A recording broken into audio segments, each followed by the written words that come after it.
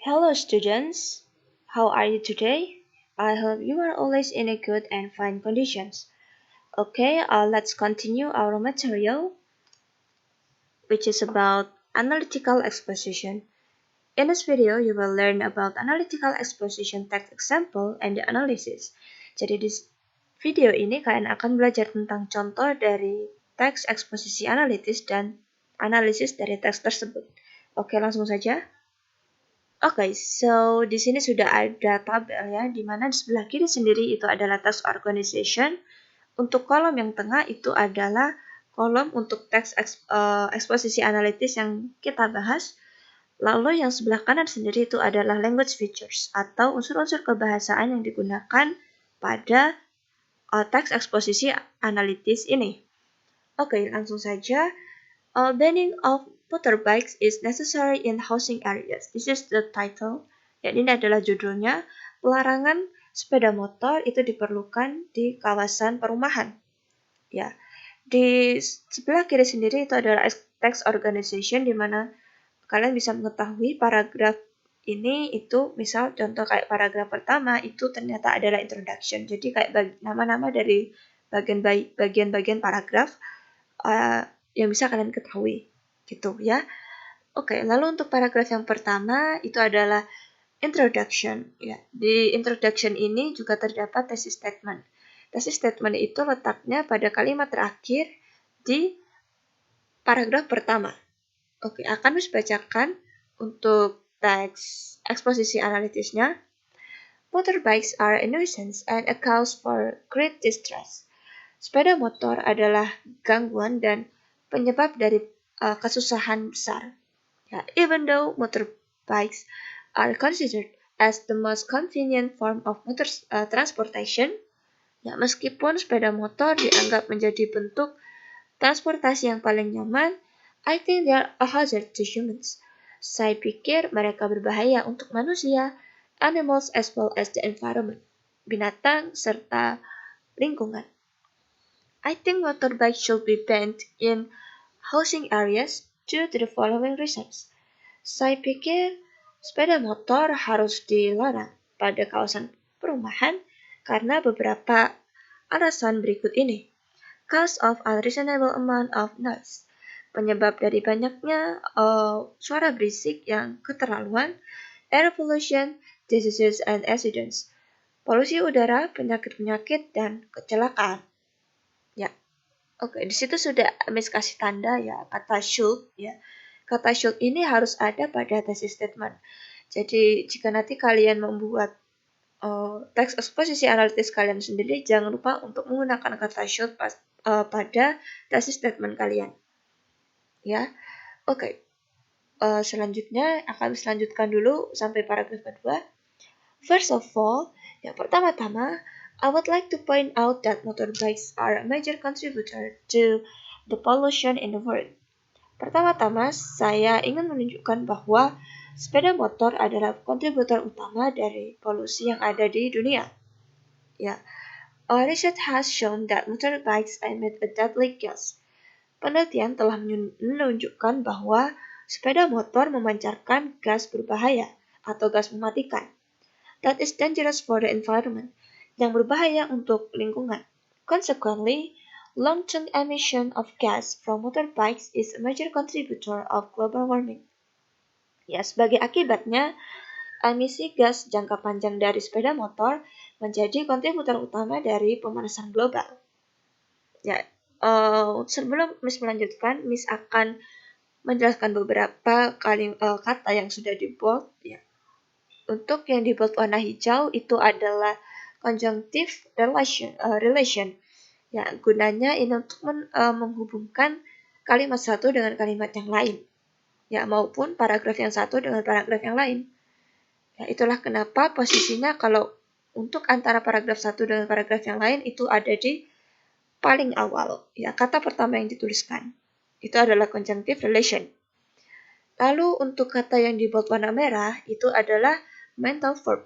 Ya, mental verb itu adalah kata yang menjelaskan atau mengekspresikan perasaan maupun pikiran penulis. Ya. Lalu yang warna Orange ini adalah causal conjunction, ya. Ini untuk menghubungkan satu kalimat dengan kalimat yang lain yang memiliki hubungan sebab akibat. Ya, jadi untuk kalimat sebelumnya itu adalah sebab dan kalimat setelahnya itu adalah akibat. Seperti pada pada paragraf kedua ini ya. Ya, research has shown that motorbikes bla bla bla ya. Dan consequently, sebagai akibatnya, long-term emission of gas from motorbikes, ya, emisi gas jangka panjang dari sepeda motor, dan bla bla bla, seperti itu. Ya, oke, lanjut untuk paragraf ketiga. Secondly, according to a report from BBC News Channel. Ya, kedua, berdasarkan laporan dari saluran berita BBC, ya,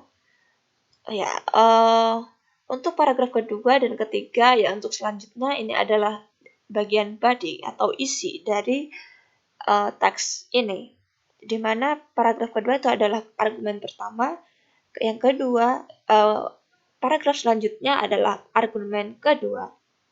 Ya, oke, akan selanjutkan. Motorbikes are also responsible for causing diseases such as bronchitis, cancer, and are a major trigger of asthma and high blood pressure. Ya, sepeda motor juga bertanggung jawab dalam menyebabkan beberapa penyakit seperti bronkitis, kanker, dan pemicu utama dari penyakit asma dan tekanan darah tinggi. Some of the diseases are so ghastly that they can kill people.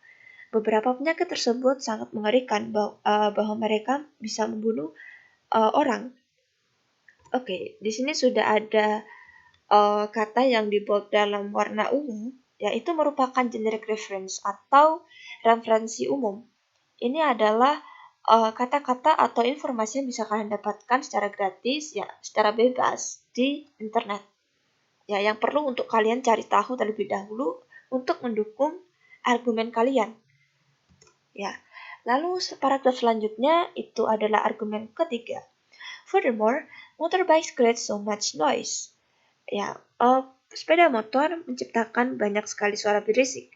There is vroom noise everywhere. Ada suara berisik vroom di mana saja. It is extremely difficult to sleep. Ini menyebabkan kondisi yang sangat sulit untuk tertidur. Parents with infants find it extremely challenging. Orang tua dengan yang memiliki bayi menemukan situasi tersebut sangat menantang bagi mereka.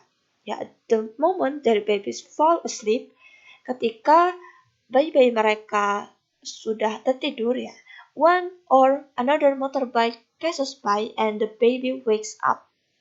Satu atau beberapa sepeda motor melintas dan menyebabkan bayi-bayi tersebut bangun. It is also arduous for children to concentrate on their homework.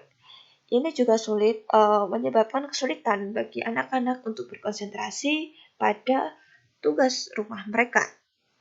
Ya, experts are of the opinion that if there is extreme noise, ya, ahli berpendapat bahwa jika terdapat banyak sekali suara berisik, it can lead to deafness and lack of concentration in children and adults.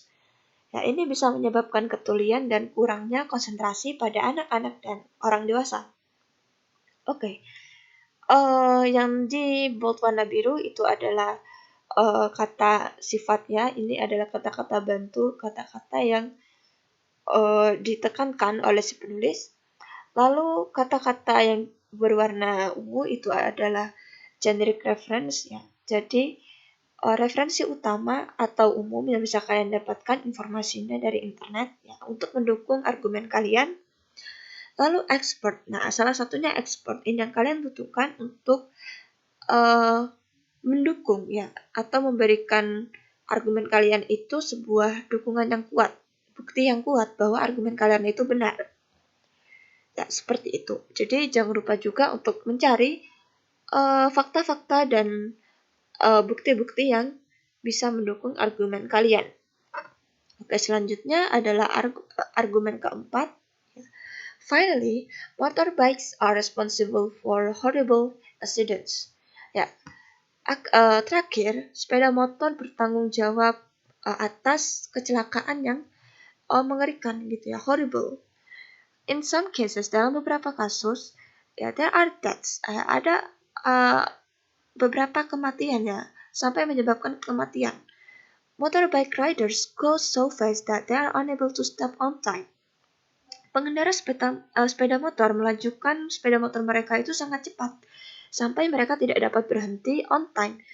Thus, they end up hitting other people or animals. Jadi mereka berakhir menabrak orang-orang dan atau binatang. Many times a lot of animals are trampled and found dead on the road. Ya, pada banyak kali ya terdapat atau ditemukan banyak binatang yang terinjak-injak dan ditemukan tewas ya atau mati di jalanan. Motorbikes are known to be the biggest killers on the road. Sepeda motor diketahui menjadi salah satu maksudnya menjadi pembunuh terbesar di jalanan. Ya, untuk kata yang di bold kuning yang go so fast itu adalah contoh dari present tense.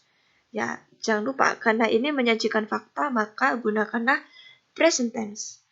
Ya, dalam mengungkapkan atau menuliskan fakta-fakta yang kalian temukan.